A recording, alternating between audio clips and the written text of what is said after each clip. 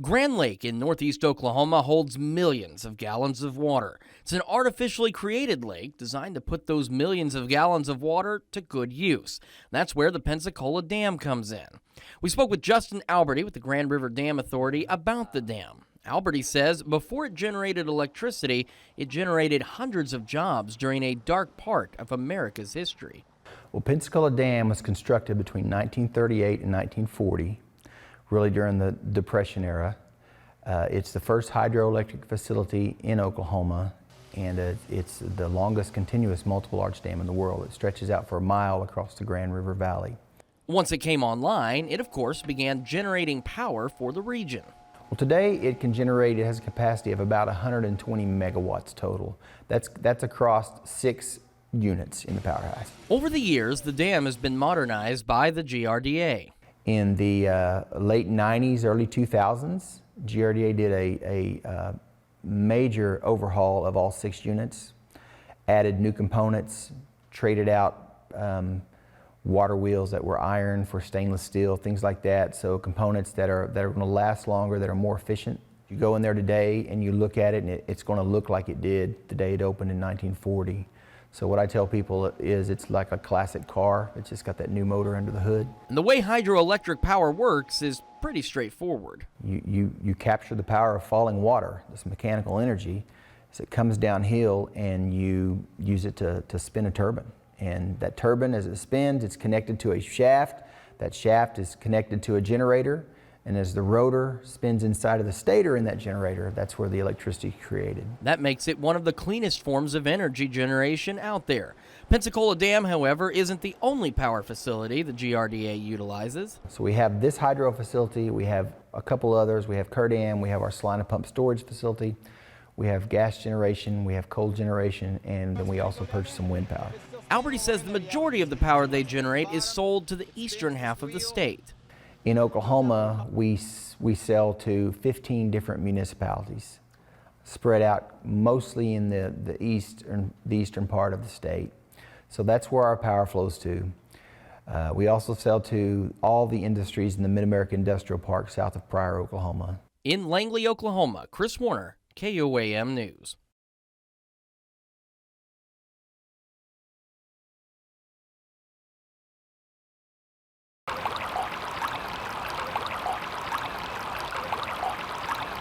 Well, you have these beautiful mountains in southwest Missouri. I mean, they are gorgeous mountains, and they have tons of these little streams.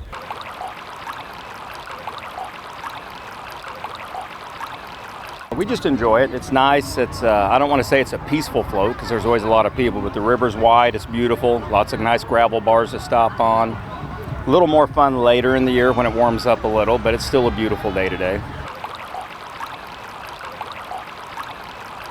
We like it because the water's clean. There's a lot of good swimming spots. It's still deep, but lots of good gravel bars to stop at. And there's always lots of excitement. There's always plenty of people. It's fun to people watch, that's for sure. It's more fun to float rivers where you can see what's going on in the river for me. I mean, I enjoy watching like the wildlife, the turtles, stuff like that. So you see a lot of wildlife on this river. You can see the fish swimming a lot of times. So for me, that's enjoyable. I mean, when I say clean, obviously there's beer cans floating around here and there, but overall the river I consider it to be a clean river. Oh, it's great. This is a good river to start on. You don't have a lot of real serious trouble spots, especially after the spring when the water goes down a little. There's not really too many places that you'll get into trouble on this river. So for a novice or a beginner, it's a good river to float. Pretty wide open, not any real tight spots that you have to panic over.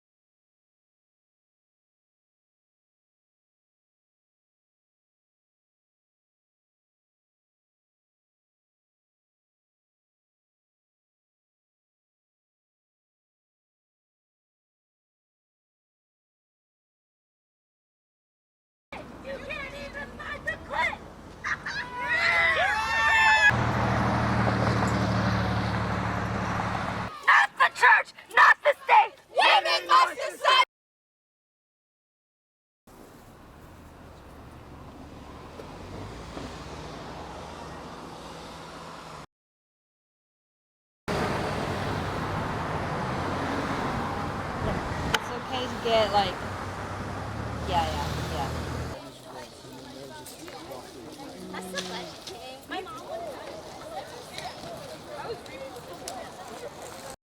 My body, my choice. My body, my choice. My body, my choice. Following an unprecedented leak of a draft opinion indicating the Supreme Court would overturn Roe v. Wade, people across the country are responding. Some women say they've feared that something like this could happen for a while. It feels like it's been coming a long time, but I just hope that they'll change their minds by June. In a direct response to the leak, Jamie Lindsay organized the Rally for Reproductive Freedom along 5th and Main Street. Missouri has a trigger law in place, and if Roe v. Wade were overturned, abortion could be banned after 8 weeks, including instances of incest and rape. The only exception would be if the person's health was at risk. A group of protesters lined the sidewalk on both sides, expressing their fear of losing even more access to abortions. One protester, who wished to be identified only as Kay, says she wants to be able to have a choice when it comes to her body. When I was 17, I found out that I had endometriosis, and so I was told that if I was to carry a pregnancy to term, I would most likely die. I'm at a higher risk for ectopic pregnancies and complications during pregnancies. I'm terrified that if I get pregnant that I will die, and I don't want to leave my partner, and I don't want to make that choice, and I know that I may have to someday. Others say it comes down to a woman's rights. No, I think that's very serious and ridiculous that they think that they can control our bodies when there are no restrictions on men whatsoever. Lindsay says she hopes this gets the message out that there are people against this. So we're really just trying to build that momentum so we can show our leaders and around the country that this matters to us very deeply. Missouri's Right to Life, a nonprofit pro-life organization, says they're waiting for the official opinion from the Supreme Court. The Supreme Court is expected to issue its ruling this summer. In Joplin, Bronte Sorotsky, KUAM News.